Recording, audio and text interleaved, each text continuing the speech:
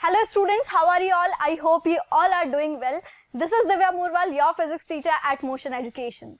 So, यहाँ पर हम लेक्चर थर्ड स्टार्ट करने वाले हैं मैग्नेटिज्म का. अब देखो, फर्स्ट और सेकंड लेक्चर में हमने काफी सारी चीजें कवर कर ली थी. ऑलमोस्ट 70% सिलेबस हम ऑलरेडी कवर कर चुके हैं. ठीक है. नाउ इस लेक्चर में आप क्या एक्स्ट्रा पढ़ने वाले हो? यहाँ पर हम पढ़ेंगे दो इंपॉर्टेंट टॉपिक्स. ठीक है. First one is EMI, that is electromagnetic induction. ठीक है. सेकेंड हम पढ़ेंगे अबाउट आपका AC जनरेटर. ठीक है. Basically electric generator. ठीक है. उसके अंदर फिर AC और DC जनरेटर्स होते हैं. ठीक है. सो ये दो टॉपिक्स हमारे मेन टॉपिक्स रहेंगे. ठीक है. सो आई होप कि फर्स्ट और सेकेंड लेक्चर आपने बढ़िया से एंजॉय किया होगा, सारी चीजें समझ आई होगी. अच्छा, जैसा कि मैंने आपको सेकेंड लेक्चर में प्रॉमिस किया था कि यहाँ पर मैं आपको जितने भी इसमें रूल्स आए हैं, चाहे वो मैक्सवेल का हो, फ्लेमिंग का हो, उन सब में डिफरेंशिएट करके बताऊंगी और आपको पता चलेगा कि यार क्वेश्चन आए तो कैसे अटेम्प्ट करना है, कौन सा लगाना है. ठीक है. आपका दिमाग एकदम क्लिक कर जाएगा उस टाइम पर ही. ठीक है. तो हम तीनों चीजों का कंपेयर करेंगे, प्लस हम ये भी देखेंगे. देखो यहाँ पर यार जितना मैंने ट्राई किया, एनिमेशंस डाले हैं कि सो दैट जब हम किसी चीज को विजुअलाइज करते हैं ना तो हमें बढ़िया सी चीज समझ आती है और हमेशा याद रहती है. मानते हो ये चीज? सो यहाँ पर मैंने बहुत सारे एनिमेशंस को यूज किया है. ठीक है. सो विदाउट वेस्टिंग टाइम सबसे पहले हम स्टार्ट करते हैं कि हम क्या पढ़ने वाले हैं. ठीक है. देखो, EMI ऑलरेडी बता दिया है, जनरेटर्स के बारे में और डोमेस्टिक इलेक्ट्रिक सर्किट्स के बारे में. ये भी एक छोटू सा टॉपिक है बट यार क्वेश्चन आता है ना, तो पढ़ना पड़ेगा. चलो, नाउ सबसे पहले हम पढ़ते हैं व्हाट इज EMI. अब इस पे फोकस ना कर पहले EMI का मतलब समझो. EMI मतलब इलेक्ट्रोमैग्नेटिक इंडक्शन. ठीक है. इसका मतलब देखो, इंडक्शन मतलब क्या होता है कि हमने कुछ इंड्यूस किया है. ठीक है. हमने कुछ पैदा किया है उसके अंदर जो पहले से नहीं था. क्लियर? इलेक्ट्रोमैग्नेटिक इंडक्शन में हम क्या नया कर रहे हैं? देखो, बहुत सारी बातें हुई थी पहले. बोला गया कि जब आप इलेक्ट्रिसिटी से, हम ये चीज बोलते हैं कि किसी वायर के अंदर करंट फ्लो हो रही है. ठीक है. किसी वायर के अंदर करंट फ्लो हो रही है तो उस वायर के आसपास एक मैग्नेटिक फील्ड क्रिएट हो जाता है. ठीक है. ये चीज हम पढ़ कर आए. ऑलराइट. ठीक है. अब आगे फिर ये सोचा गया कि क्या ऐसा पॉसिबल है कि अगर हमारी इलेक्ट्रिक करंट से मैग्नेटिक फील्ड डेवलप हो सकती है. सो इज इट पॉसिबल कि हम मैग्नेटिक फील्ड से करंट पैदा कर दें. ठीक है. तो इन्हीं सब डिस्कशन से फिर एक साइंटिस्ट थे सर हेनरी. ठीक है. उन्होंने ये चीज बोली कि हाँ यार ऐसा हो तो सकता है ना, इस पे सोचना तो चाहिए कि हम ऐसा करेंगे कि मैग्नेटिक फील्ड से करंट पैदा करेंगे. ठीक है. फिर उनका साथ दिया हमारे फैराडे ने. ठीक है. अब सर फैराडे ने क्या बोला कि ठीक है आप ये चीज कर सकते हो बट एक कंडीशन है. क्या बोला उन्होंने? कि आप ये चीज कर सकते हैं कि मैग्नेटिक फील्ड से आप करंट पैदा कर सकते हो. ठीक है. किसी भी सर्किट के अंदर करंट इंड्यूस हो सकती है बट उसके लिए एक कंडीशन है. फिर सब लोगों ने पूछा अच्छा क्या कंडीशन है? तो उन्होंने बोला कि अगर आप चाहते हो कि किसी के अंदर करंट फ्लो हो, करंट इंड्यूस हो, तो आपको क्या करना है? उस कॉइल के पास में एक मैग्नेट को लेकर आओ और उसमें एक रिलेटिव मोशन होना चाहिए. That means there should be a relative motion between coil and magnet. ठीक है. देखो, एक सर्किट है बढ़िया सा जिसके अंदर मैग्नेटिक फील्ड है. जिसके अंदर क्या है? मैग्नेटिक फील्ड है. अब आप एक्सटर्नली एक मैग्नेट लेकर आते हो. ठीक है. अब क्या होगा? जो पहले से मैग्नेटिक फील्ड क्रिएट किया हुआ है सर्किट में, उसमें क्या हो रहा है कि आप उसमें चेंजेस ला रहे हो. ठीक है. तो जब आप मैग्नेटिक फील्ड में चेंजेस लेकर आओगे तो इन टर्न वहां पर करंट इंड्यूस हो जाएगी. ठीक है. एक कॉइल है जिसमें आप करंट को मेजर कर रहे हो कि ठीक है इसमें करंट इंड्यूस होती है या नहीं, ये हम देखना चाहते हैं. ठीक है. अब उसमें आपको क्या करना है? बेसिकली हम उस कॉइल के अंदर करंट इंड्यूस कर रहे हैं. ठीक है. कि हम उसके अंदर करंट को पैदा कर रहे हैं. अब ये चीज आ गई कि कैसे पता चलेगा कि इसके अंदर करंट इंड्यूस हुई है या नहीं हुई. अब हम करंट को निकाल के तो नहीं देख सकते, तो उसके लिए हम यूज करते हैं फिर गैल्वेनोमीटर। ठीक है, आपको मैंने दो चीजें बताई थी, first one is ammeter and second one is galvanometer. ठीक है, अब दोनों के बीच में क्या डिफरेंस था बताओ, कमेंट में लिख के बताओ फटाफट, क्या डिफरेंस था गैल्वेनोमीटर और एमीटर में, क्या डिफरेंस था? देखो सिंपल है यार कि यार गैल्वेनोमीटर हमारा छोटे छोटे करंट को मेजर कर सकता है, बट एमीटर ये काम नहीं कर सकता। ठीक है, ये चीज हमने पढ़ी थी। सो यहाँ पर हम गैल्वेनोमीटर लगाते सो दैट अगर उसके अंदर थोड़ी सी भी करंट इंड्यूस हुई, थोड़ी सी भी, तो फिर हम क्या करेंगे, हमें पता चल जाएगा कि उसके अंदर करंट इंड्यूस हो चुकी है।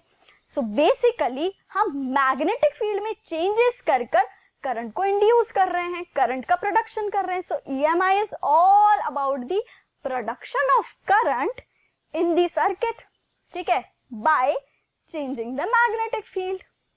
ठीक है, इतना क्लियर कि करंट कैसे प्रोड्यूस हो रही है, हम मैग्नेटिक फील्ड में चेंजेस कर रहे हैं। क्लियर है ये बात? अब ये चेंजेस कैसे होते हैं वो समझना है। ठीक है, तो देखो सिंपल है, जिस कॉइल में आप करंट इंड्यूस करवाना चाहते हो, जिस कॉइल में आप करंट इंड्यूस करवाना चाहते हो, उस कॉइल के पास एक मैग्नेट लेकर आ जाओ। उस कॉइल के पास क्या लेकर आ जाओ, एक मैग्नेट लेकर आ जाओ। ये एक एक्सपेरिमेंट है आपके, और बहुत बार ये ना बोर्ड्स में पूछा जाता है कि फैराडे का एक्सपेरिमेंट क्या है, तो तब आपको ये चीज लिखनी है। ठीक है, उससे पहले EMI आ जाता है कि यार चलो 1 नंबर में अगर क्वेश्चन आ गया 1 मार्क का कि व्हाट इज EMI, तो आप क्या लिखोगे, EMI is nothing but the electromagnetic induction. ठीक है, प्लस EMI का फिनोमेना कहता क्या है, तो देखो it is the production of electric current. ठीक है, जैसा कि मैंने आपको बताया क्या कर रहे हैं हम, इलेक्ट्रिक करंट को पैदा कर रहे हैं, we are creating electric current. ठीक है, नाउ कैसे कर रहे हैं, when magnet is moved towards और away from the circuit is called electromagnetic induction. ठीक है, देखो करंट इंड्यूस करना कैसे, मैग्नेट को पास या दूर लेके जाओ। अब किसके पास किसके दूर लेकर आना है, जिस सर्किट में आप करंट इंड्यूस करना चाहते हैं। ठीक है, जिस सर्किट में आप करंट इंड्यूस करना चाहते हो उस सर्किट के पास एक मैग्नेट लेकर आ जाओ। अब यहाँ पर देखो फैराडे ने बोला कि ऐसे नहीं होगा कि भाई ठीक है एक कॉइल हो गई, मैग्नेट ले आए, हो गया, नहीं, कंडीशंस है। क्या कंडीशन है, तो फैराडे ने बोला कि कंडीशन ये है कि एक कॉइल है, उसके पास एक मैग्नेट आप लेकर आ रहे हो। ठीक है, तो there should be a relative motion between that coil and magnet. ठीक है, जिस कॉइल में आप करंट इंड्यूस करना चाहते हैं उस कॉइल में और जो मैग्नेट आप लेकर आ रहे हैं उन दोनों के बीच में रिलेटिव मोशन होना चाहिए। अब इसका मतलब क्या हुआ, इसका मतलब सिंपल है कि आप जब मैग्नेट को कॉइल के पास लेकर आ रहे हो तब ऐसा हो सकता है कि करंट इंड्यूस हो, या फिर मैग्नेट वही है, कॉइल को मैग्नेट के पास लेकर आ रहे हो तब भी करंट इंड्यूस हो सकती है। ऑलराइट, नेक्स्ट उसने ये बोला कि जब आप दोनों को एक साथ लेकर आओगे सेम स्पीड से तो फिर कोई रिलेटिव मोशन नहीं होगा, तो इन दैट केस कोई भी करंट इंड्यूस नहीं होगी। इसका मतलब रिलेटिव मोशन होना चाहिए, एक के रेस्पेक्ट में दूसरा मूव करना चाहिए। ठीक है, अगर ऐसा नहीं होता है तो कोई भी करंट इंड्यूस नहीं होगी। अब ये जो जितनी भी मैंने चीजें बोली है 1 2 3, ठीक है, उसको इस एनिमेशन के थ्रू समझने का ट्राई करते हैं। देखो क्या है एनिमेशन, सिंपली एक कॉइल है, कॉइल दिख रही है ना, देखो कॉइल मतलब क्या होता है ना, बहुत बड़ी चीज नहीं है। कॉइल मतलब सिंपली एक वायर जो ऐसे वाउंड हुआ है। ठीक है, एक वायर जो इस तरीके से वाउंड हुआ है, उस वायर को आप क्या कहोगे, कॉइल। वाउंडेड वायर को क्या कहोगे, कॉइल। ठीक है, इतनी बात क्लियर। चलो अब यहां पर क्या हो रहा है समझो। देखो सबसे पहले ये बाहर थी मैग्नेट, कुछ नहीं था। अब ये मैग्नेट जा रही है इसके अंदर, देखो जा रही है जा रही है जा रही है, करंट इंड्यूस हुई। जब गैल्वेनोमीटर 0 पे होता है, यहां पे क्या है 0, मतलब कोई करंट इंड्यूस नहीं हो रही है। ठीक है, अब देखो जब मैग्नेट अंदर जा रही है, current induce only on movement on magnetic flux changes. अब देखो क्यों हो रहा है ऐसा कि करंट इंड्यूस हो रही है, मैग्नेटिक फील्ड चेंज करने से ऐसा क्या हो जाता है कि करंट इंड्यूस हो जाती है। तो बेटा देखो यार सिंपल कॉन्सेप्ट है, जब भी आप मैग्नेटिक फील्ड में चेंजेस लेकर आते हैं। देखो क्या बोला मैंने, जब भी आप मैग्नेटिक फील्ड में चेंजेस लेकर आते हो तो क्या होता है, वहां पर ईएमएफ इंड्यूस हो जाता है, ठीक है। और आप जानते हो कि अगर ईएमएफ इंड्यूस हो गया तो फिर तो करंट भी इंड्यूस होगी, ठीक है। सो क्या हो रहा है, मैग्नेटिक फील्ड चेंज हो रही है जिसकी वजह से ईएमएफ इंड्यूस हो रहा है, और ईएमएफ के इंड्यूस होने की वजह से करंट इंड्यूस हो रही है।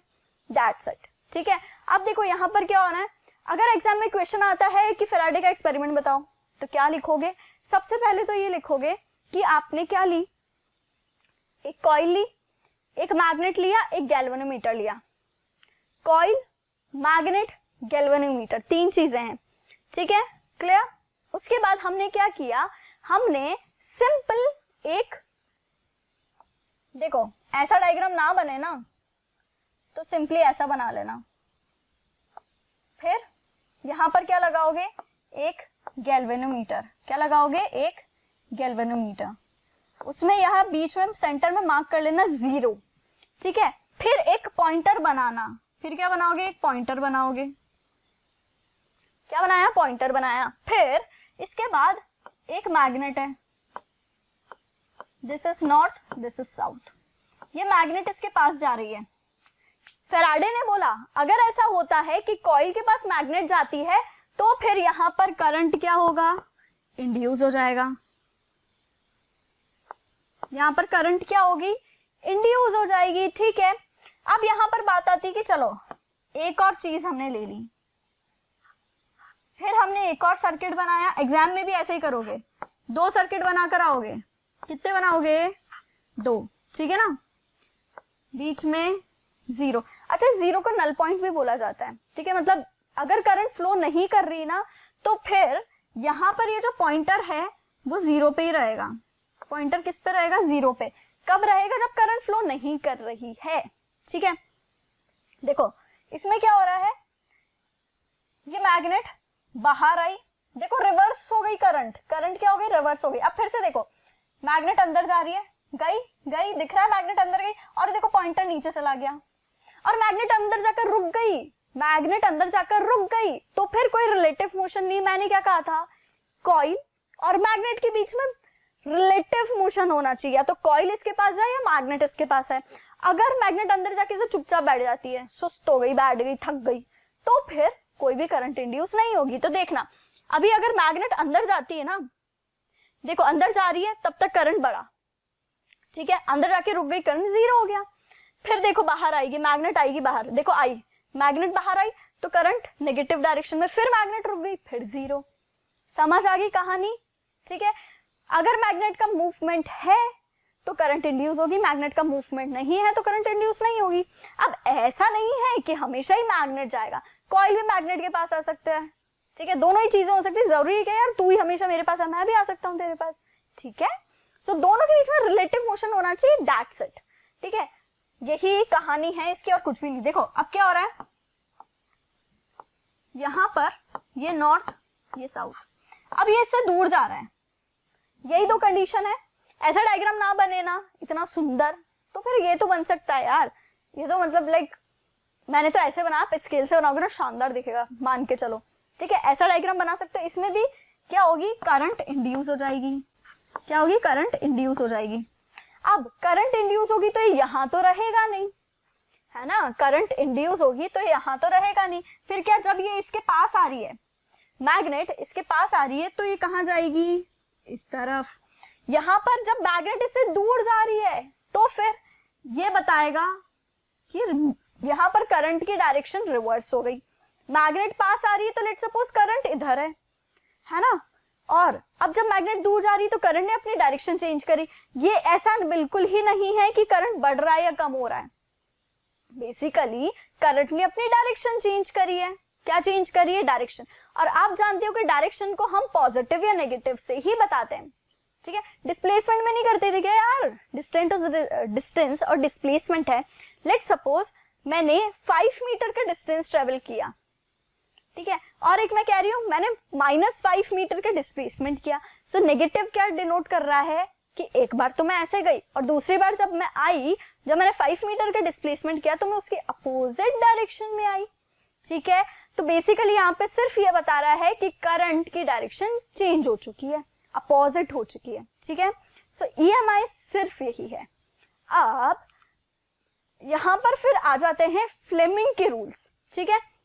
देखो EMI में 2 साइंटिस्ट हैं, Henry, sir Henry and second one is Faraday, ठीक है, माइकल फेराडे। ये 2 साइंटिस्ट है EMI के लिए।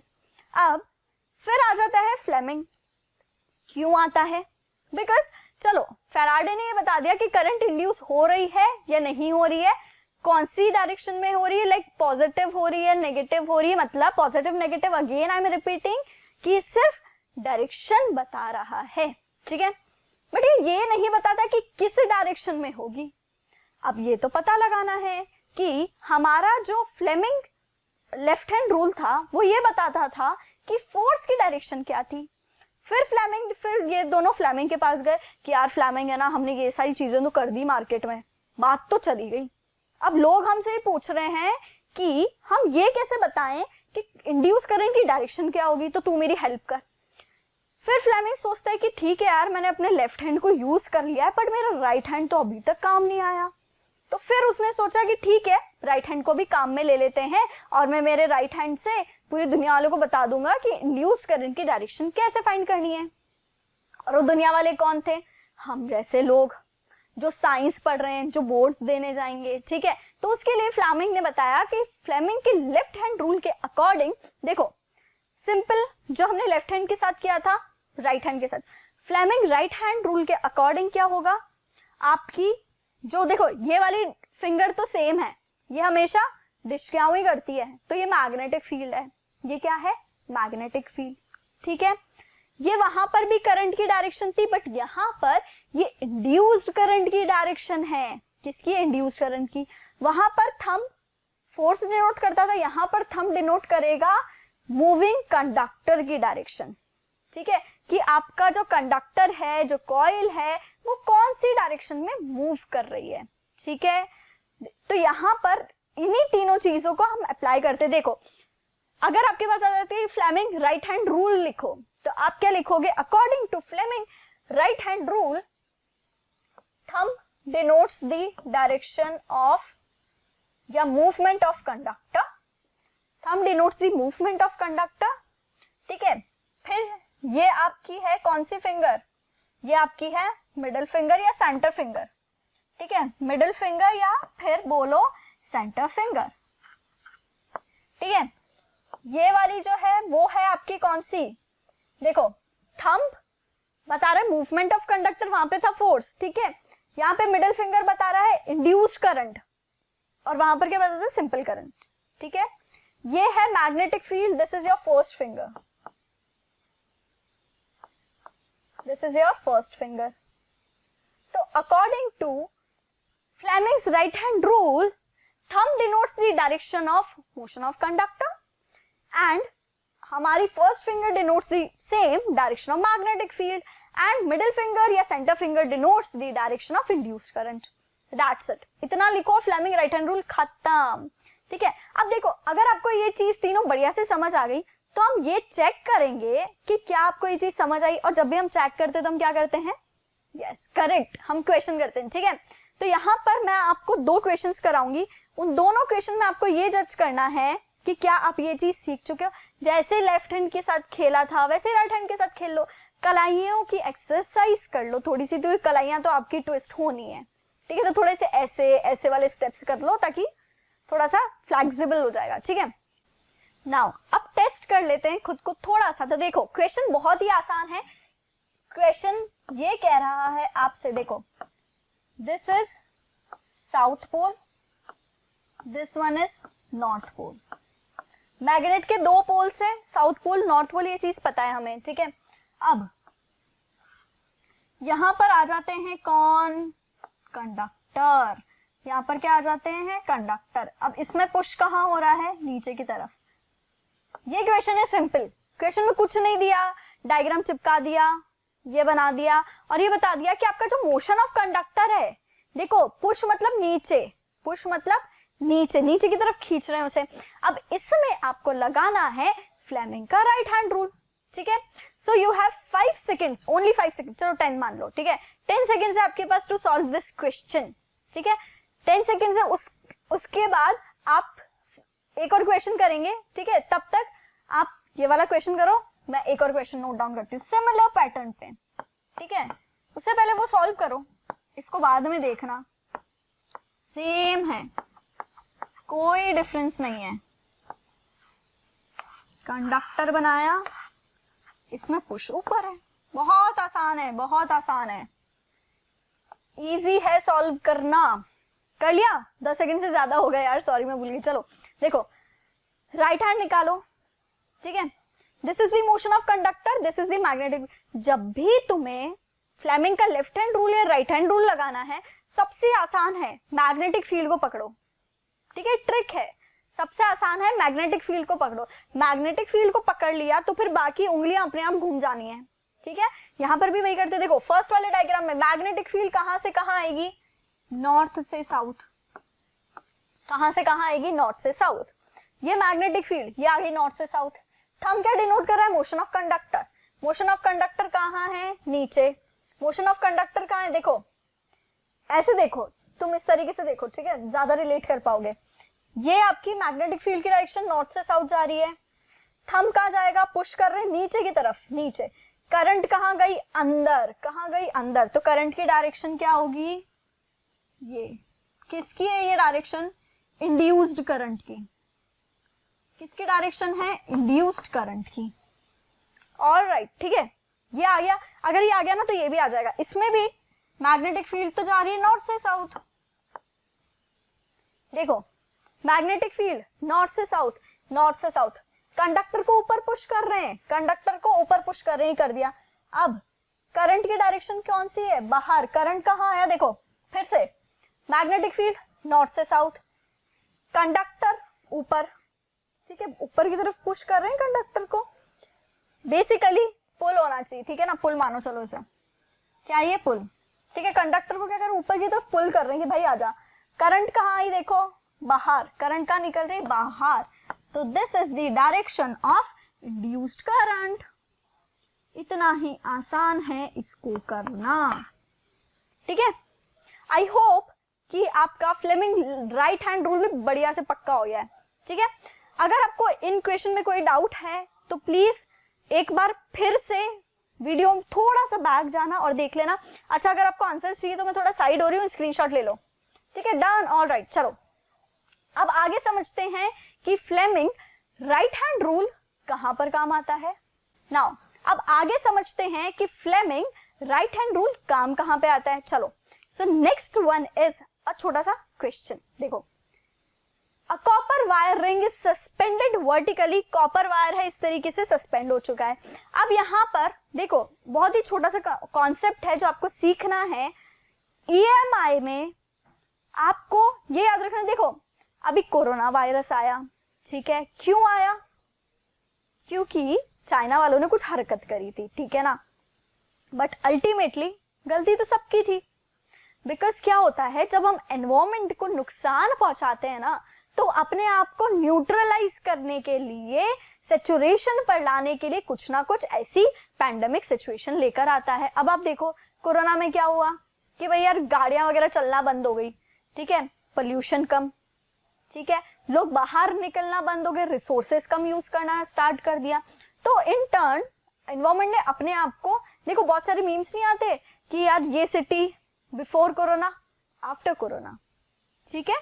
तो ये सारी चीजें हैं। तो ईएमआई में भी कुछ ऐसा ही होता है कि नेचुरली उसके अंदर जो करंट है, अगर आप उससे छेड़छाड़ करोगे तो फिर वो आपको भगा देगा। अब कैसे भगाएगा, देखो अगर कॉइल में करंट फ्लो कर रही है कुछ इस तरीके से, है ना, कॉइल में अगर करंट फ्लो कर रही है कुछ इस तरीके से। अब ये चीज आपको पता होगी, नॉर्थ साउथ वाली चीजें आपने पढ़ी हैं, ठीक है।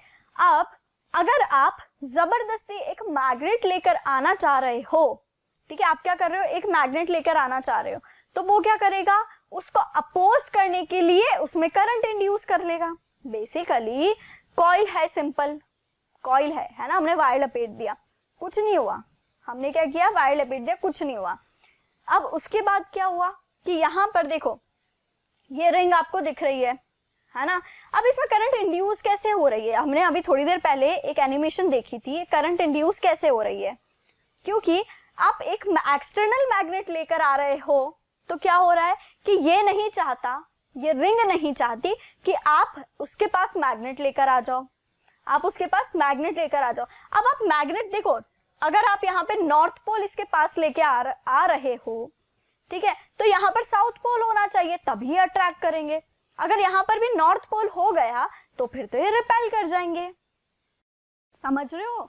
देखो सिंपल मैग्नेट की प्रॉपर्टी है यार कि अगर अपोजिट पोल्स हैं तो अट्रैक्शन होगी, अगर डिफरेंट और अगर सेम पोल्स हैं, नॉर्थ नॉर्थ हो गया, साउथ साउथ हो गया, तो फिर रिपल्शन होगी। ये चीज हम सब जानते हैं, ठीक है। सेम एप्लीकेशन यहाँ पर है उसकी कि अगर आप नॉर्थ पोल को इसके पास लेकर आ रहे हो तो फिर ये कॉइल नहीं चाहती कि आप इसके कॉइल के पास आओ, वो आपको भगाना चाहती है। भगाने के लिए वो क्या करेगी, खुद के अंदर एक करंट इंड्यूस करेगी और यहाँ पर भी एक नॉर्थ पोल क्रिएट कर लेगी, सो दैट उसके पास भी सेम पोल, आप भी नॉर्थ पोल लेकर आ रहे हो तो आप अपने आप ही भाग जाओगे, ठीक है।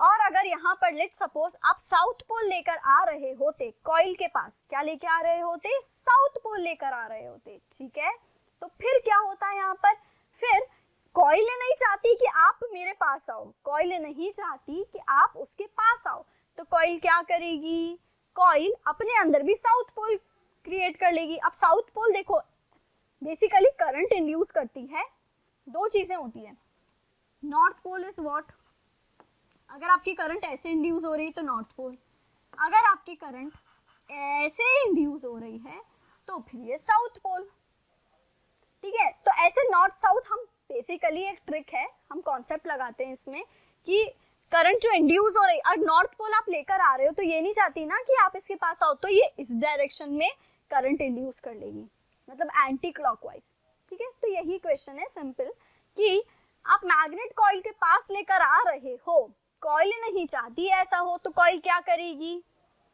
कॉइल नहीं चाहती ऐसा हो तो कॉइल क्या करेगी, मैग्नेट के पास चली जाएगी या मैग्नेट से दूर आएगी। अब देखो मैग्नेट के पास चली जाएगी अगर कॉइल, तो फिर तो जो आप मैग्नेट को लेकर आ रहे हो तो आपका इंटेंशन पूरा है ना, आपका इंटेंशन पूरा, कॉइल तो हार गई। बट कॉइल ऐसा नहीं चाहती, कॉइल आपके मोशन को अपोज करती है, कॉइल क्या करती है, आपके मोशन को अपोज करती है। अब आपके मोशन को अपोज करने के लिए वो क्या करेगी, कॉइल से दूर भागेगी, सिंपल है। आपके मोशन को अपोज करने के लिए क्या करेगी, उस मैग्नेट से दूर भागेगी, ठीक है। तो यहाँ पर भी बिल्कुल ऐसा ही होगा कि आप मैग्नेट पास लेके आ रहे हो बट कॉइल तो नहीं चाहती ना कि आप पास लेके आओ, तो कॉइल क्या करेगी, मैग्नेट से दूर भाग जाएगी, ठीक है। तो यही है आपका EMI, ठीक है।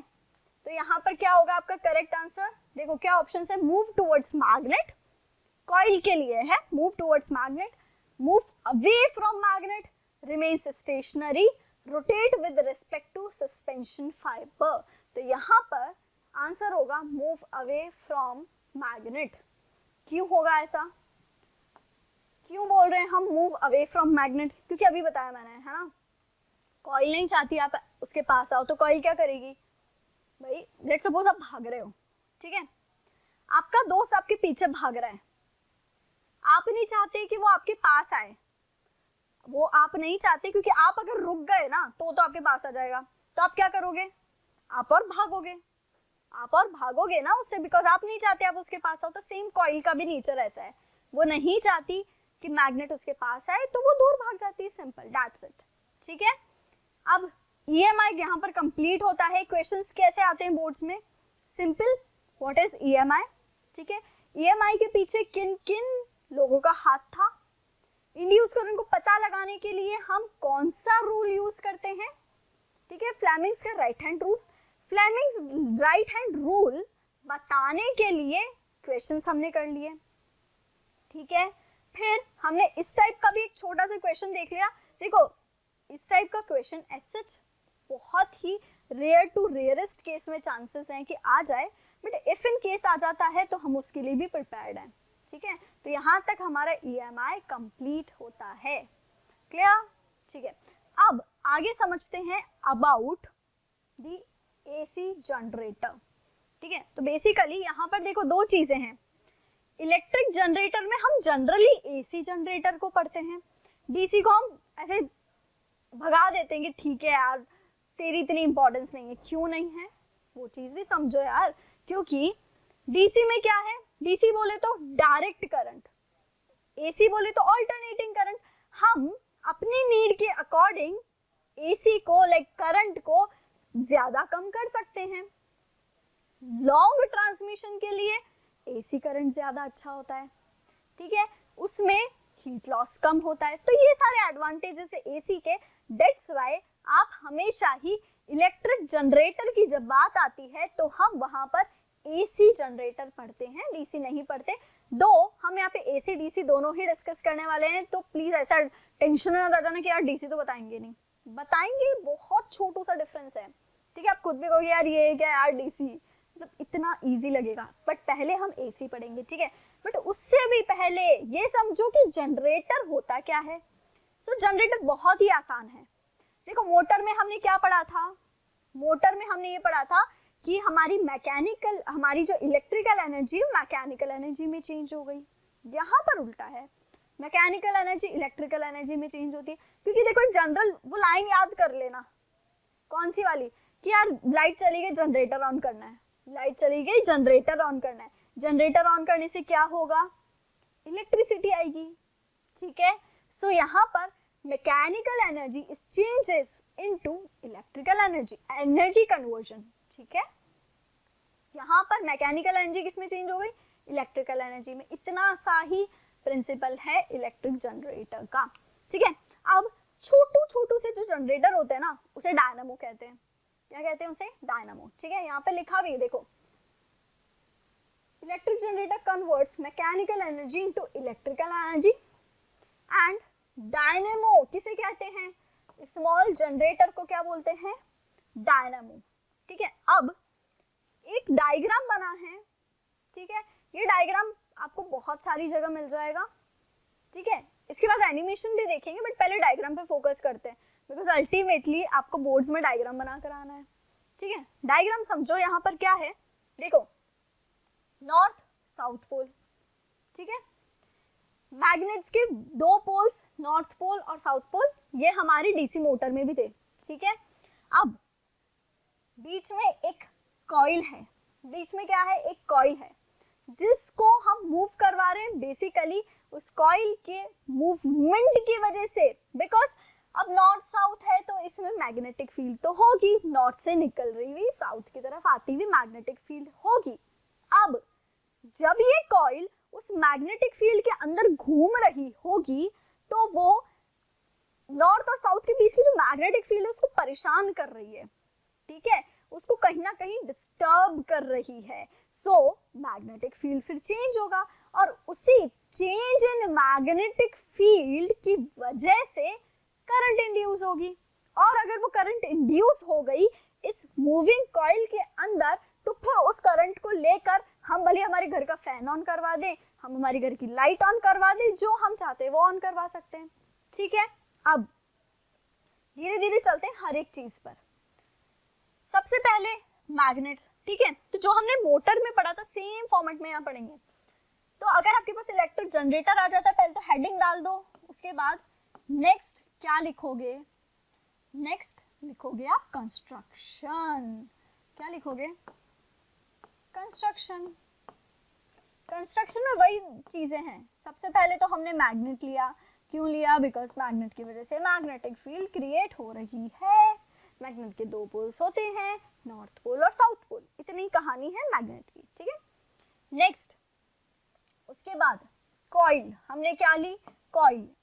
ये कॉइल क्या कर रही होगी, इस कॉइल के अंदर करंट इंड्यूस होगी, इसीलिए हमने कॉइल ली है। ठीक है, फिर हम आ जाते हैं कॉइल से थोड़ा सा नीचे आओ, देखो ये जो दो डब्बे दिख रहे हैं सिलिंड्रिकल, ये वाले, एक डब्बा ये रहा, सेम एक और डब्बा ये रहा। ये डब्बे क्या हैं, बेसिकली ये स्लिप रिंग्स है। जो डीसी मोटर में कम्यूटेटर्स थे, सेम यहाँ पर क्या है, स्लिप रिंग्स हैं। यहाँ पर क्या है, स्लिप रिंग्स हैं। स्लिप रिंग्स वही सेम काम कर रही हैं जो कम्यूटेटर कर रहा था, ठीक है। तो यहाँ पर क्या है, थर्ड वन आप लिखोगे स्लिप रिंग्स, ठीक है, इतना क्लियर। नेक्स्ट अब आ जाते हैं कार्बन ब्रशेस B1 और B2 की तरफ, ठीक है। अब आपको यहाँ पे दिख रहा है दो कार्बन ब्रशेस है B1 B2, वहां पर डीसी मोटर में भी ब्रशेस फिक्स्ड थे, यहाँ पर भी फिक्स्ड हैं, ठीक है। अच्छा ये क्वेश्चन आएगा माइंड में तुम्हारे कि यार कार्बन ब्रश ही क्यों यूज करते हैं? बिकॉज कार्बन क्या होता है, उसका मेल्टिंग पॉइंट बहुत हाई होता है और वो सॉफ्ट मटेरियल भी है, ठीक है। कार्बन का मेल्टिंग पॉइंट बहुत हाई होता है, इसका मतलब अगर उसमें ज्यादा अमाउंट ऑफ करंट भी फ्लो कर जाती है तब भी वो ब्रेक डाउन नहीं होगा, मेल्ट होके ऐसे फैल ही नहीं जाएगा, ठीक है। तो उसका मेल्टिंग पॉइंट बहुत अच्छा होता है, प्लस सिंपली आपको पता है वो सपोर्ट प्रोवाइड कर रहा है, करंट को भी पास कर रहा है, ठीक है। डीसी मोटर की कहानी थी, ठीक है। तो यहाँ पर भी कार्बन ब्रश का वही काम है, यहाँ पर ये भी स्टेबिलिटी सपोर्ट प्रोवाइड कर रहा है, किसको, स्लिप रिंग्स को, ठीक है। अब कार्बन ब्रशेस क्यों यूज किए वो मैंने आपको ऑलरेडी बता दिया, ठीक है। अब आगे चलते हैं, यहाँ पर ब्रशेस लिख लेना, ठीक है, कार्बन ब्रशेस लिख लेना, इतनी कहानी आप कंस्ट्रक्शन में लिख लोगे। नेक्स्ट और लास्ट है आपका गैल्वेनोमीटर, क्या है लास्ट आपका, गैल्वेनोमीटर। गैल्वेनोमीटर की कहानी पता है सबको, it measures the amount of current flows in the circuit, simple, ठीक है। समझ आया यहाँ तक, कंप्लीट हो गया हमारा कंस्ट्रक्शन किसका, एसी जनरेटर का, ठीक है। तो ये थी सारी कहानियां आई थिंक हमने कवर कर लिया है ऑलमोस्ट, बिल्कुल ऑलराइट, सारी चीजें हमने कवर कर ली, ठीक है। नाउ अगर आपको कंस्ट्रक्शन नोट डाउन करना है तो प्लीज टेक द स्क्रीनशॉट, फिर हम आगे वर्किंग समझेंगे, ठीक है। सो नाउ अब हम समझते हैं इसकी वर्किंग, कि वर्किंग क्या होती है। देखो प्रिंसिपल तो वही लिखना है आपको जो ऊपर लाइन में लिखा हुआ है, प्रिंसिपल में कोई भी छेड़खानी नहीं करनी है, ऑलराइट, ठीक है। देखो अब वर्किंग क्या होती है, बहुत सिंपल है, जो हमारी डीसी मोटर में थी ना वैसा ही खेल हमें यहाँ खेलना है। कैसे खेलोगे, हमारा राइट हैंड काम आएगा बट यहाँ पर, ठीक है, कौन सा काम आएगा, राइट हैंड।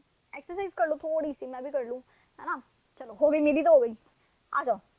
अब यहाँ पर आप सोच रहे होंगे कि यार डीसी मोटर में हमने ना बैटरी लगाई थी, यहाँ बैटरी नहीं लगाई, क्यों लगाएंगे, बिकॉज हम है ना इलेक्ट्रिक, लाइक हम यहाँ पर क्या कर रहे हैं, हम इलेक्ट्रिसिटी जनरेट कर रहे हैं ना, है ना, मैकेनिकल एनर्जी से इलेक्ट्रिक एनर्जी में चेंज कर रहे हैं। सो हम अगर यहाँ पर इलेक्ट्रिसिटी जनरेट कर रहे हैं तो फिर यहाँ बैटरी का कोई काम नहीं है।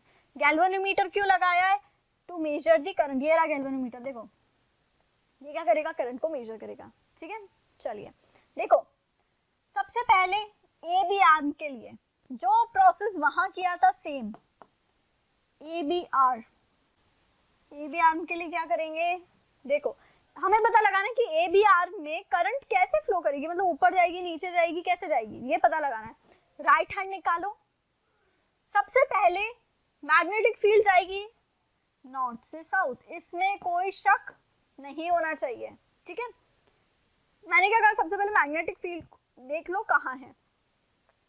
इसमें बहुत ही इंटरेस्टिंग कहानी है, rotation of coil anti clockwise हो रही है। रोटेशन ऑफ कॉइल कैसी हो रही है, एंटी क्लॉकवाइज। आप क्लॉकवाइज भी कर सकते हो, कोई दिक्कत नहीं है, कोई दिक्कत नहीं है, ठीक है। एंटी क्लॉकवाइज भी रहने दो, क्लॉकवाइज भी कर सकते हो, बट उसके अकॉर्डिंग करंट की डायरेक्शन चेंज हो जाएगी। एंटी क्लॉकवाइज का मतलब है, देखो ये चीज हमें पता होनी चाहिए, क्योंकि यार फ्लेमिंग का right hand rule is all about the motion of conductor. तो कंडक्टर मूव कैसे कर रहा है, कंडक्टर ऐसे मूव कर रहा है, इधर जा रहा है, वो सुना है ना, इधर चला मैं उधर चला, वही वाली चीज, ठीक है। तो देखो यहाँ पर हमारी कॉइल रोटेट कैसे हो रही है, तो यहाँ पे दे रखा है कि यार कॉइल है ना आपकी एंटी क्लॉकवाइज रोटेट हो रही है। कैसे हो रही है, एंटी क्लॉकवाइज, मतलब क्लॉकवाइज तो घड़ी है जैसा, एंटी मतलब उल्टा, ठीक है। तो कॉइल ऐसे रोटेट होगी, ए बी नीचे जाएगा, सी डी ऊपर आएगा, ठीक है। ए बी नीचे जाएगा, सी डी ऊपर आएगा, ऐसी एंटी क्लॉकवाइज हुआ, समझ आई बात। चलो अब यहाँ पर राइट हैंड से हम निकालेंगे इस चीज को, नॉर्थ से साउथ मैग्नेटिक फील्ड, नॉर्थ से साउथ मैग्नेटिक फील्ड, ठीक है। ए बी कहाँ जा रहा है, नीचे, ए बी कहाँ जाएगा, नीचे, मैग्नेटिक फील्ड ऐसे गई, this is the motion of conductor. A B कहाँ जा रहा है, नीचे, नीचे कर लो, करंट कहाँ आई, बाहर, करंट कहाँ आई, बाहर, तो ए बी में करंट आ जाएगी कुछ इस तरीके से, ठीक है। अब बात करते हैं सी डी की। देखो ए बी जा रहा है नीचे क्योंकि एंटी क्लॉकवाइज ना, तो ये कैसे, लेट सपोज ये कॉइल है, ये ए बी है, इसको कंसिडर कर लो, ए बी है सी डी, ठीक है। ए बी जा रहा है नीचे, सी डी कहाँ आ रहा है, ऊपर, ये ए बी है, ए बी नीचे गया, सी डी ऊपर आया, ठीक है। तो अब हम सी डी की बात कर रहे हैं। ए बी में हमने क्या देखा कि करंट आ रही है, करंट इंड्यूसेस कहां से कहां, from B to A, current induce हुआ है फ्रॉम बी टू ए, ठीक है। अब आ जाते हैं हम किसके ऊपर, सी डी आर्म के ऊपर, किसके ऊपर, सी डी आर्म के ऊपर। सी डी आर्म में फिर राइट हैंड निकालो, देखो मैग्नेटिक फील्ड नॉर्थ से साउथ, सी डी कहाँ जा रहा है, ऊपर, सी डी कहाँ जा रहा है, ऊपर, मतलब ये थंब ऊपर ही रहेगी, सी डी ऊपर आ रही है ना यार, तो थंब ऊपर रहेगी। करंट कहाँ आई, अंदर, उधर, करंट कहाँ आई, उधर, तो करंट की डायरेक्शन ऐसी। तो अब करंट कैसे फ्लो हो रही है, देखो यहां से निकलकर यहां, यहां से निकलकर यहां, तो गैल्वेनोमीटर ने देख लिया कि ठीक है करंट फ्लो हो रही है, कैसे फ्लो हो रही है, डी सी बी ए, डी सी बी ए, इस तरीके से करंट फ्लो हो रही है। इतना समझ आया, चलिए ठीक है, इतना समझ आया ना, तो खत्म हुई बात यहीं पर। तो यहाँ पर सी डी आर में करंट कैसे इंड्यूस हो रही है, करंट इंड्यूसेस फ्रॉम कहां से कहां, डी से सी। इतनी ही कहानी है एसी जनरेटर की। अब देखो क्या होगा, ये ए बी आर्म, ये मैंने बताया था, देखो ये ए बी था, ये सी डी था, अब सी डी कहाँ आ गया, ऊपर आ रहा था, सी डी घूम के ए बी की जगह, और सी डी की जगह किसने ले ली, ए बी ने। अब वापस वही कहानी, फिर करंट इंड्यूस होगी। अब जो करंट ए बी में सी डी में इंड्यूस हो रही थी वो अब ए बी में हो जाएगी। तो यहाँ पर हर साइकिल के बाद करंट की डायरेक्शन रिवर्स होती है, इसीलिए हम इसको क्या बोलते हैं, एसी करंट। हम इसको क्या बोलते हैं, एसी करंट, क्योंकि यहाँ पर हर एक साइकिल के बाद करंट की डायरेक्शन चेंज। देखो सिंपल सा ग्राफ होता है, अगर आपको एसी को बताना है ना, so AC is like this, AC is like this only, कि करंट की डायरेक्शन चेंज हो रही है, करंट की डायरेक्शन चेंज नहीं हो रही है, दिस इज डीसी, एक ही डायरेक्शन में करंट जा रही है। एसी में तो करंट कम ज्यादा हो रही है, डायरेक्शन रिवर्स भी हो रही है, देखो एक बार पॉजिटिव में करंट, एक बार नेगेटिव में, एक बार पॉजिटिव में, एक बार नेगेटिव में। तो ये है हमारी एसी की कहानी, हर एक साइकिल के बाद आर्म चेंज, आर्म चेंज तो करंट डायरेक्शन चेंज, ठीक है। तो ये था हमारा एसी। अब इसी पूरी वर्किंग को हम एक एनिमेशन के थ्रू देखते हैं, देखिए दिख रहा है, electric generator works on the principle when straight conductor is moving in the magnetic field which induces current, ठीक है। देखो इसको ध्यान देना, इसको, इस वाली चीज को देखो, ये देखो फ्लिप मार रहा है ना यार, ये पहले इधर फिर इधर फिर इधर फिर इधर, इसका मतलब ये गैल्वेनोमीटर अगर इधर इधर इधर इधर जा रहा है, मतलब करंट अपनी डायरेक्शन चेंज कर रहा है। करंट क्या चेंज कर रहा है, अपनी डायरेक्शन। सिंस करंट अपनी डायरेक्शन चेंज कर रहा है तो ये क्या है, एसी करंट। क्या है, AC current, AC generator. So basically this is a alternating current, हम हमारी नीड के अकॉर्डिंग चेंज कर सकते हैं, ठीक है। नाउ एसी और डीसी को थोड़ा सा कंपेयर कर लिया जाए कि क्या होता है एसी, क्या होता है डीसी, ठीक है। बहुत आसान है, देखो सबसे first, AC generator is a mechanical device which converts mechanical energy into AC electrical power. यहीं पे एसी की जगह हम डीसी लिख देंगे। So basically mechanical energy electrical energy में चेंज तो हो रही है, बट एसी वाली इलेक्ट्रिकल एनर्जी और इसमें डीसी वाली। Next point is about in AC generator the electrical current reverses direction periodically, but इसमें डायरेक्शन रिवर्स नहीं होती, इसमें सेम रहती है। देखो ओनली इन वन डायरेक्शन, ठीक है, इसमें रिवर्स है, इसमें रिवर्स नहीं है। Next, in AC AC generator, the coil through which the current flows is fixed. ठीक है, करंट जहां से फ्लो हो रही है, देखो the coil through which the current flows is fixed while the magnet moves. ठीक है, the construction is simple and cost are less. तो इस कहानी में एक छोटी सी चीज है जो इम्पोर्टेंट है, वो ये है कि यार इसमें पैसा कम लगता है हमारा। इसमें क्या लगता है, हमारा पैसा कम लगता है, और जिस चीज में पैसा कम लगता है हम तो उधर ही भागते हैं। भाई फ्री में हमें एक रबड़ भी मिल रहा हो ना तो हम वो चीज खरीदेंगे, क्या फ्री में रबड़ मिल रहता है, ले लेते हैं। ठीक है, हम सब करते हैं यार, ऐसा शर्म वाली बात कोई नहीं है। देखो इसमें क्या होता है कि डिजाइन तो इसके सिंपल है, बट इसका कंस्ट्रक्शन कॉम्प्लेक्स है और उसी वजह से ये थोड़ा कॉस्टली पड़ता है। ठीक है, अब बात आती है, यहाँ पर हम कम्यूटेटर्स यूज नहीं करते। देखा क्या आपने, कम्यूटेटर्स यूज करे नहीं, हमने स्लिप रिंग्स यूज करी हैं। ठीक है, बट यहाँ पर हम उसे सिर्फ एक डायरेक्शन में फ्लो करवाने के लिए कम्यूटेटर यूज करते हैं। हम चाहते हैं कि यार करंट हमेशा ए से बी में ऐसे ही जाए, तो उसके लिए हम क्या यूज करेंगे, कम्यूटेटर। यहाँ पर हम कम्यूटेटर यूज नहीं करते in the case of AC, but DC में हम यूज करते हैं। ठीक है, जहां स्लिप रिंग होती है यहाँ स्प्लिट रिंग होती है, बस इतनी सी बात है। ठीक है, नेक्स्ट देखो लिखा भी है, AC generators have slip rings और DC generators have split rings commutator. ठीक है, तो ये थे डिफरेंसेस एसी और डीसी में। थोड़ा सा साइड हो जाती हूँ so that you can take the screenshot. ठीक है, 1 2 3 ले लिया होगा। ठीक है, चलिए ऑलराइट, अब लास्ट में जो छोटू सा टॉपिक हमारा बचता है उसे हम कंप्लीट कर लेते हैं। नाउ अब हम आगे एक छोटा सा टॉपिक बाकी है उसको पढ़ लेते हैं। टॉपिक हमारा बहुत ही आसान है, डोमेस्टिक इलेक्ट्रिकल सर्किट्स। मतलब कि हमारे घर में लाइट कैसे आती है। ठीक है, इलेक्ट्रिसिटी कैसे आती है। बेसिकली लाइट मतलब तो यार देखो क्या होता है ना, हम गलत यूज कर लेते हैं, हम लाइट को और इलेक्ट्रिसिटी को गलत यूज कर लेते हैं। घर में लाइट चली जाती है, हम बोलते हैं बेसिकली इलेक्ट्रिसिटी कट ऑफ होता है, तो हम बोलते हैं लाइट चली गई। लाइट तो है, बाहर अब जाओगे दिन में तो सनलाइट है और रात को जाओगे तो मूनलाइट है, तो लाइट तो कहीं नहीं गई। क्या कट हुआ, इलेक्ट्रिसिटी कट ऑफ हुआ है ना। मतलब आपने देखा होगा कि न्यूज़पेपर में भी आता है कि बिजली कटौती, है ना, तो electricity cut off is the right word. अब वो इलेक्ट्रिसिटी हमारे घर तक कैसे आती है, तो देखो बहुत सारी चीजें होती है। एक पावर स्टेशन होता है जिसको आप ग्रिड बोलते हो। ठीक है, फिर वहां से सब स्टेशन तक आती है, उस सब स्टेशन से सिटी के सब स्टेशन तक आती है, और उस सिटी के सब स्टेशन से फिर हम सबके घरों में आती है।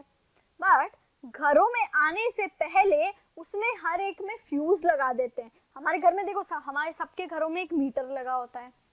ठीक है, जिसमें रीडिंग आ जाती है कि आपके घर में आपने पूरे महीने में या एक दिन में इतनी इलेक्ट्रिसिटी यूज करी है, इतनी इलेक्ट्रिसिटी कंज्यूम करी है। ठीक है, तो ये चीज हमें उस मीटर में पता चल जाती है। करेक्ट।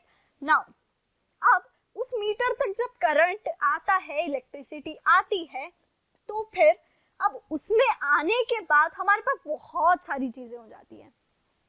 आपने देखा होगा आपके घर इलेक्ट्रिशियन आता है, लेट्स सपोज आपने एक एसी फिट करवाया, ठीक है, या फिर आपने एक टेलीविजन फिट करवाया, तो वो 3 वायर्स यूज करता है। ठीक है, वो 3 वायर्स यूज करता है। उन 3 वायर्स की कलर कोडिंग आपको पता होनी चाहिए।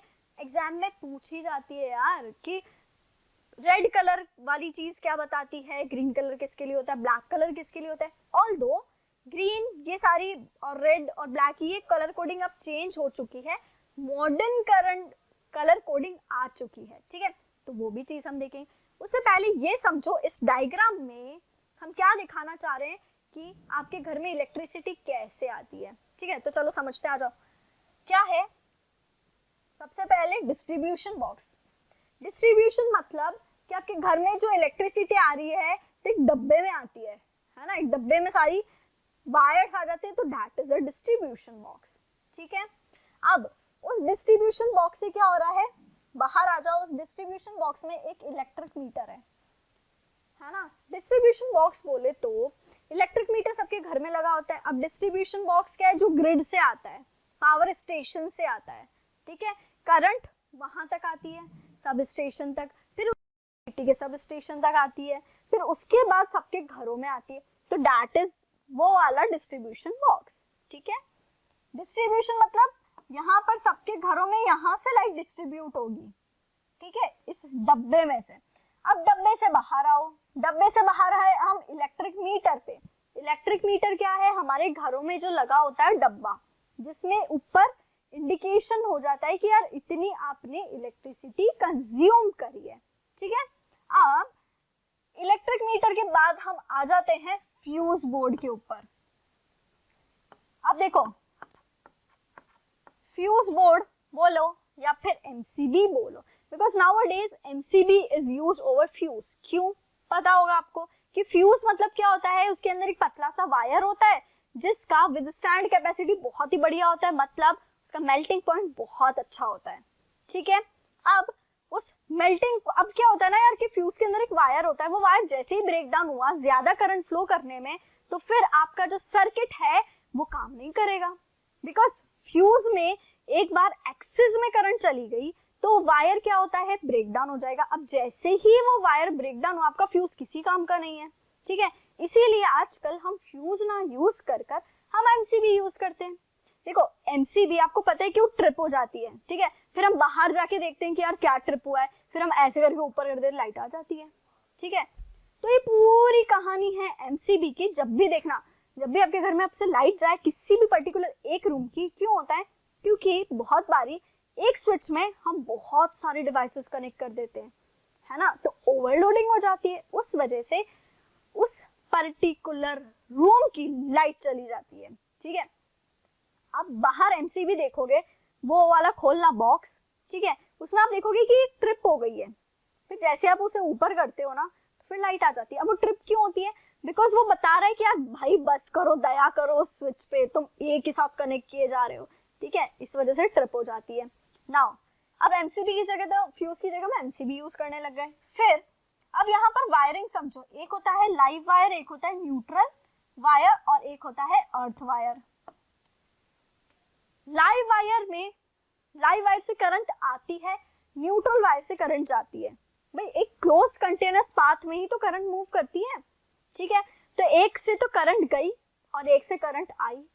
ठीक है, तो दोनों चीजें इंपॉर्टेंट है। अब फिर ये अर्थ वायर का क्या काम है, तो अर्थ वायर का काम ये है कि जब भी आप एक्सिस में करंट आ जाती है, तो क्या करता है अर्थ वायर, सारी करंट को ग्राउंड में भेज देता है। बिकॉज ग्राउंड तो भाई बहुत वास्ट है ना, हमारी धरती माता है, सब सहन कर लेती है वो, तो जितना भी एक्सिस में करंट होता है हम ग्राउंड को भेज देते हैं। ठीक है, तो यहाँ पर लाइव वायर से करंट अंदर आया, तभी देखो लाइव वायर में आगे पॉजिटिव है और न्यूट्रल वायर में आगे नेगेटिव है। ठीक है, अब अर्थ वायर क्या करता है, सारा करंट ग्राउंड में भेज देता है। ठीक है, अब यहाँ पे एक और चीज समझो कि हमारे पास बहुत सारे अप्लायंसेस होते हैं, कुछ छोटे अप्लायंसेस होते हैं, कुछ बड़े होते हैं, है ना। तो मैंने आपको शायद ये पहले भी बताया होगा, आपने क्लास में कभी बताया होगा कि हमारे जो स्विचेस होते हैं, अब देखो जिसके भी नए घर बन रहे हैं ना, सारे मोस्टली रूम में एक स्विच होता है जिसमें 16A लिखा होता है। तो 16A इज व्हाट, देखो यहाँ लिखा है 15 एम्पियर या 5 एम्पियर। ठीक है, 15 नहीं 16 एम्पियर यूज होता है स्विचेस पे। क्या लिखा होता है, 16 एम्पियर। 16 एम्पियर में बड़े बड़े से अप्लायंसेस, कौन से अप्लायंसेस, बड़े बड़े से। ठीक है, और 5 एम्पियर में जो छोटे छोटे अप्लायंस होते हैं ना, वो चल जाते हैं, जो छोटे छोटे होते हैं। बड़े बड़े बोले तो जो एसी, फ्रिज और हमारी लेट्स सपोज कंप्यूटर, ये सब बड़े बड़े अप्लायंसेस है, कूलर। ठीक है, छोटे अप्लायंसेस आपका फैन हो गया, ट्यूबलाइट हो गई, ये सब क्या है, छोटे अप्लायंसेस हैं। ठीक है, तो 5 एम्पियर करंट किन्हीं अप्लायंसेस को 5 एम्पियर चाहिए होती है और कुछ अप्लायंस को 16 एम्पियर। अब देखो बहुत बार होता है कि आप स्विच में लगा तो देते हो कूलर का प्लग, ठीक है, फिर आप ये सोचते हो यार लाइट तो बढ़िया आ रही, फैन तो बढ़िया चल रहा है, कूलर धीरे क्यों चल रहा है, बिकॉज बेटा आपने उसको 5 एम्पियर जितना करंट दिया है। ठीक है, बट उसको तो नीड है कि 16 एम्पियर। देखो लेट्स सपोज आपको पूरे दिन खाना नहीं दे, है ना, और दूसरे दिन खाना देंगे तो आपकी तो एनर्जी लो होगी, बिकॉज आपको तो रिक्वायर्ड है कि यार पूरे दिन का मील मिलना चाहिए तभी आप काम कर सकते हो। अगर नहीं मिला तो will you be able to do that work? नहीं, तो फिर हमें पूरा मील चाहिए। सिमिलरली बड़े बड़े अप्लायंसेस को 16 या 15 एम्पियर जितनी करंट चाहिए होती है तभी वो वर्क कर सकते हैं। ठीक है, लास्ट हमारा कलर कोडिंग को समझ लेते हैं। देखो क्या है कलर कोडिंग। यहाँ पर पहले की जो कलर कोडिंग थी, देखो old wire colour, new wire colour, पहले की जो कोडिंग थी उसमें रेड वाला जो होता था वो हमारा लाइव वायर होता था, ग्रीन जो होता था वो हमारा अर्थ वायर होता था, ब्लैक जो होता था वो हमारा न्यूट्रल होता था। अब जो जितने भी वायरिंग होती है, अगर किसी का नया घर बन रहा है या फिर इलेक्ट्रिशियन भी अगर कोई वायर लगा रहा है तो उसके पास 3 ही कलर्स होंगे, green, yellow, brown, blue. Blue is for neutral, brown is for live and green yellow is for earth. ठीक है, तो कलर कोडिंग चेंज हो गई है, ये चीज प्लीज अच्छे से याद रखिएगा। ठीक है, इस चीज में कोई कंफ्यूजन नहीं होना चाहिए। अब आ जाते हैं हम हैजार्ड्स ऑफ डोमेस्टिक सर्किट, जो होते हैं शॉर्ट सर्किटिंग या फिर overloading. Short circuiting, 2 wire cross हो गए, शॉर्ट सर्किट हो गया। ओवरलोडिंग मतलब सिंपल, एक ही डिवाइस में, एक ही स्विच में आपने बहुत सारे डिवाइसेस कनेक्ट कर दिए तो फिर उस पर लोड ज्यादा आ गया, तो दैट इज ओवरलोड। ठीक है, तो यही सारी चीजें थी जो आपको पता होनी चाहिए। करेक्ट। नाउ छोटा सा क्वेश्चन है, देखो at a time of short circuit the current in this circuit reduces, does not change, increases heavily, very continuously. ठीक है, तो आपको पता है कि शॉर्ट सर्किट में क्या होता है। ठीक है, I will give you just 5 seconds. ठीक है, उसमें आपको इस चीज का आंसर बताना है। तो यहाँ पर आपके 5 सेकेंड्स ओवर होते हैं। देखो शॉर्ट सर्किट में जैसा कि मैंने आपको बताया कि यार 2 वायर जब एकदम पास पास आ जाएंगे या फिर आपकी करंट बहुत एक्सेस में बढ़ जाती है। ओवरलोडिंग में तो क्या होता है, एक ही चीज में बहुत सारी चीजें आ गई। ठीक है, शॉर्ट सर्किट में अगर आपकी करंट एक्सेस हो गई है बहुत ज्यादा तो फिर आपका डिवाइस जो है वो शॉर्ट सर्किट हो जाता है। इसका मतलब वहां पर करंट बहुत हाई अमाउंट में है, that means increases heavily.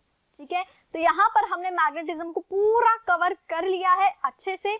Now फटाफट से रिवाइज करते हैं। क्या पहले तो था मैक्सवेल का कौन सा rule, right hand thumb rule. ठीक है, फिर आए हमारे फ्लेमिंग का क्या था, लेफ्ट हैंड रूल। फिर आ जाते हैं हम फ्लेमिंग के राइट हैंड रूल पे। ठीक है, तो फ्लेमिंग का राइट हैंड रूल। मैक्सवेल का राइट हैंड रूल कब यूज करोगे, जब आपको करंट और मैग्नेटिक फील्ड के बीच में खेल खेलना है। किसके बीच में खेलना है, करंट और मैग्नेटिक फील्ड, सिर्फ इन दोनों ही चीजों में खेलना है, तो फिर मैक्सवेल का right hand thumb rule use करोगे। करेक्ट। फ्लेमिंग का लेफ्ट हैंड रूल कब यूज करोगे, when you have to find the direction of force, when you have to find the direction of force, तब ही आप क्या यूज करोगे, Fleming का left hand rule.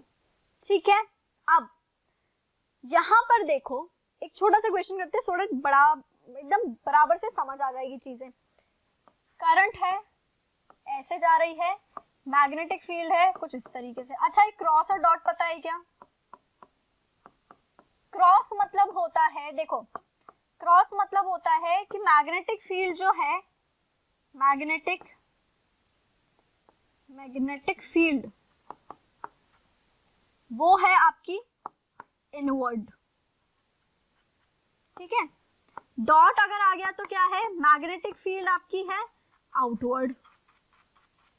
Magnetic field क्या है, आउटवर्ड।